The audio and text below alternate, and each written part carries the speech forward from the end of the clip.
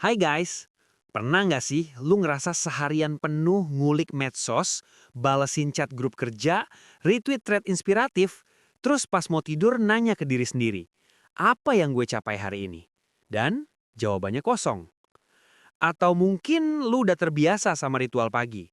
Buka LinkedIn, posting foto laptop plus kopi, kasih caption ready to conquer the day. Tapi setelah itu malah scroll TikTok sejam sambil nunggu mood kerja dateng.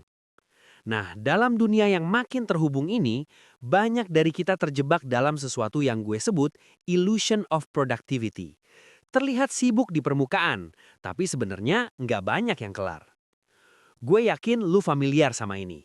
Notifikasi media sosial yang selalu berdering, godaan buat cek like terbaru, atau keinginan buat bikin thread panjang tentang betapa hektiknya pekerjaan.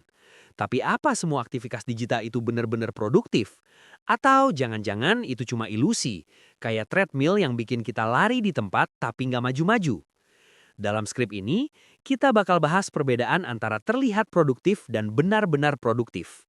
Dampaknya buat karir dan mental, plus gimana caranya keluar dari jebakan ini. Bagian 1, dunia di balik layar. Ketika sibuk jadi pertunjukan. Bayangin ini, lu lagi meeting online, kamera mati, tapi jari-jari lu aktif banget ngetik di keyboard. Rekan kerja mungkin mikir, wih, dia lagi serius ngerjakan laporan nih. Padahal sebenarnya lu lagi asyik debat sama stranger di kolom komentar Instagram tentang film Marvel terbaru. Atau lu abisin waktu 30 menit buat milih filter yang pas buat story WhatsApp, nulis caption yang witty, dan nunggu react dari teman-teman. Semuanya terlihat seperti aktivitas kerja, tapi sebenarnya zero progress. Di media sosial, terutama LinkedIn, Twitter, atau bahkan grup WhatsApp kerja, kita sering membangun narasi kesibukan. Posting screenshot meeting Zoom, foto tumpukan buku, atau checklist yang penuh centang, itu semua adalah performa. Riset dari University of California Irvine menyebut bahwa sekali terganggu oleh notifikasi atau media sosial, butuh rata-rata 23 menit buat balik fokus ke tugas awal. Nah, bayangin, kalau dalam sehari ada 5-10 gangguan dari medsos, berapa banyak waktu produktif yang hilang? Kita merasa sibuk karena otak kita terus-menerus beralih tugas, tapi output nyatanya minim. Buat generasi yang tumbuh dengan digital, ada tekanan sosial untuk selalu terlihat hustle. Gue inget banget kata-kata psikolog sosial, Profesor Sonjal Yubimorski yang bilang bahwa media sosial sering jadi panggung buat perbandingan sosial. Ketika kita lihat orang lain posting pencapaian atau kesibukan, kita jadi merasa harus melakukan hal yang sama. Bahkan kalau itu cuma di permukaan. Akibatnya, kita jadi lebih peduli sama tampilan produktivitas daripada produktivitasnya itu sendiri.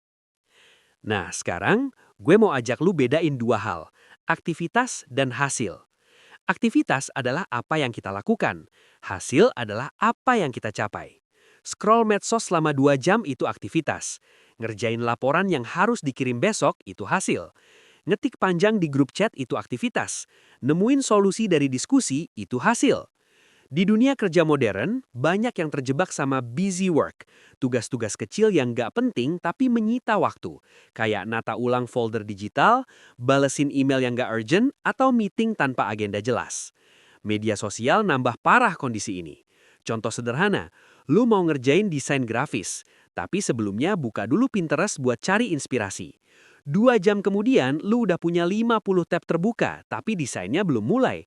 Atau lu habisin waktu 30 menit buat milih filter yang pas buat story WhatsApp, nulis caption yang witty, dan nunggu react dari teman-teman. Semuanya terlihat seperti aktivitas kerja, tapi sebenarnya zero progress. Menurut data dari Rescue Time, aplikasi pelacak produktivitas, rata-rata orang menghabiskan 3 jam 15 menit sehari hanya untuk membuka aplikasi smartphone mereka. Dengan sebagian besar waktu itu dihabiskan untuk media sosial dan komunikasi. Bayangin, kalau waktu itu dialihkan sebagian buat ngerjain satu proyek yang tertunda, bisa kelar berapa banyak tuh? Ini bahaya ilusi produktivitas. Kita merasa sudah melakukan banyak hal karena kalender kita penuh atau notifikasi kita berjejal. Tapi di akhir minggu, kita nggak bisa menunjukkan hasil yang meaningful. Otak kita tertipu karena merasa sibuk adalah sinonim dari bermanfaat. Padahal, seperti kata filosof Seneca, being busy is not the same as being productive. Bagian 3, dampak psikologis. capek tapi nggak produktif. Pernah nggak lu merasa capek banget habis seharian di depan laptop, tapi pekerjaan utama nggak selesai? Itu bisa jadi tanda productivity guilt, rasa bersalah karena udah menghabiskan waktu tapi nggak menghasilkan apa-apa. Ilusi produktivitas bikin kita terjebak dalam siklus. Terlihat sibuk, capek mental, merasa perlu break, kembali ke medsos buat refreshing, tambah lama terdistraksi, semakin nggak produktif, dan ulang dari awal. Psikolog klinis menjelaskan bahwa kebiasaan multitasking antara kerja dan medsos bikin otak kita dalam keadaan partial attention. Ini meningkatkan stres karena otak terus-menerus berpindah fokus. Studi dari American Psychological Association nyebut bahwa multitasking bisa mengurangi efisiensi hingga 40%. Jadi ketika lu merasa bisa ngerjain tugas sambil nonton YouTube dan balas DM, sebenarnya lu sedang memperlambat diri lu sendiri. Selain itu ada fenomena fear of missing out atau FOMO yang bikin kita sulit lepas dari medsos. Takut ketinggalan update, takut nggak terlihat aktif, atau takut dibilang kurang hasil. Ini bikin kita terjebak dalam siklus konfirmasi eksternal. Butuh validasi dari luar buat merasa berarti. Padahal kepuasan sejati datang dari menyelesaikan pekerjaan yang bermakna, bukan dari jumlah like atau komentar. Bagian 4. Cara berpindah dari ilusi ke realitas produktif. Oke, gue ngomong panjang lebar tentang masalahnya. Sekarang, gimana caranya keluar dari ilusi ini? Pertama, tanya diri sendiri, apa hasil konkret yang gue mau capai hari ini?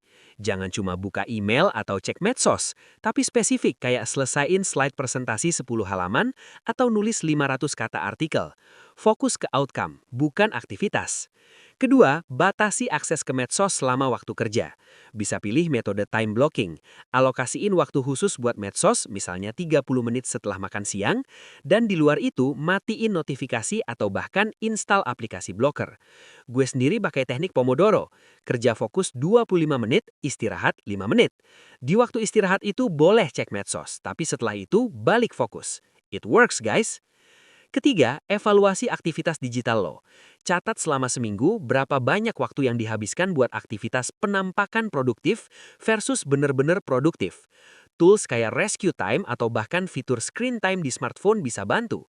Kalau ternyata 70% waktu habis buat hal-hal nggak penting, ya waktunya reset. Keempat, berani bilang tidak pada performa. Nggak perlu selalu update medsos tentang setiap kemajuan kerja. Coba untuk nggak posting apapun tentang pekerjaan selama seminggu. Fokus aja sama pekerjaan itu sendiri.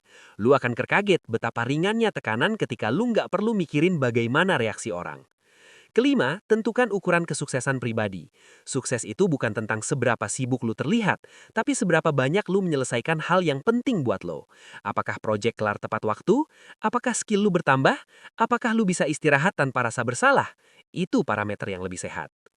Kesimpulan, lepas dari panggung, mulai bekerja sesungguhnya. Guys, di era di mana perhatian adalah mata uang baru, gampang banget terjebak dalam ilusi produktivitas. Kita bisa kelihatan sibuk sepanjang hari tanpa benar-benar menyentuh inti pekerjaan. Tapi ingat, dunia nggak butuh orang yang cuma terlihat sibuk. Dunia butuh orang yang benar-benar menyelesaikan sesuatu. Jadi, mulai sekarang, coba tarik nafas dan evaluasi. Apakah aktivitas digital lo selama ini benar bermanfaat atau cuma jadi alat buat terlihat produktif?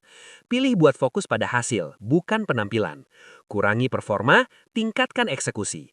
Karena pada akhirnya, hasil nyata berbicara lebih keras daripada sekedar postingan di medsos. Seperti kata Cal Newport, penulis buku Deep Work, the ability to perform deep work is becoming increasingly rare at exactly the same time it is becoming increasingly valuable. Kemampuan untuk fokus menyelesaikan pekerjaan secara mendalam adalah superpower di zaman yang penuh gangguan ini. Jadi, yuk tutup tab medsos yang nggak perlu, matiin notifikasi, dan masuk ke mode kerja yang sesungguhnya. Hasilnya bakal lebih memuaskan daripada 1000 like sekalipun. Gue yakin lo bisa. Sampai jumpa di sisi produktif yang sebenarnya.